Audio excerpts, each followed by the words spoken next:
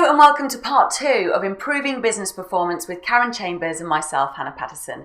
In this section, Karen, a qualified business coach, will outline the importance and the art of delegation and multitasking in order to work more efficiently and get the results you want. Karen, let's start with delegation. What does delegation mean exactly and how can people use it? Well, delegation has different meanings, depending on whether you're a sole trader or you've got staff. So if you're a sole trader, obviously you're trying to do everything yourself, you're trying to do all your admin, all your accounts. And there's some wonderful people out there that you don't have to hire, you can just take on as temporarily while you've got the work. There's virtual PAs or virtual assistants that you can get. They can look after your email, they can book your meetings, they can look after your data entry. Accountants are great as well because you can just give them your books. They'll sort out your profit and loss accounts, anything you need to submit for the HMRC. So they're not that expensive for the time that they'll take. So you could spend a lot of time doing it yourself when you need to be prioritising what you need to do in your business. Definitely. And if you do have staff under you that you're managing and you seem to be taking on all the work yourself, how can you That's it. delegate to them? Yeah. Well, what I do is I working with a few MDs that they've got staff but they're not using their staff in the right way. Mm-hmm. And I specialise in motivational behaviours, so that's looking at people and reasons why they might not be doing this. So it could be that they're a bit of a perfectionist and they've got trouble handing out work to their staff because they don't think they'll do it well enough.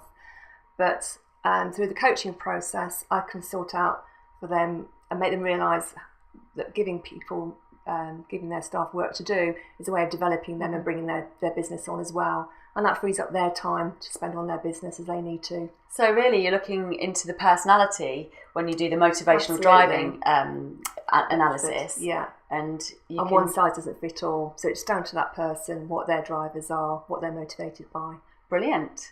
If you didn't have staff and you were a sole trader and you didn't have the finances to hire PAs and stuff like that, how do you cope with all the workload? Well, the next tip is about multitasking, and a lot of people think they should be able to multitask all the time. That's not quite true. There are good times to multitask and bad times to do it as well. A good time to do it is when you're doing really repetitive things that you're used to doing.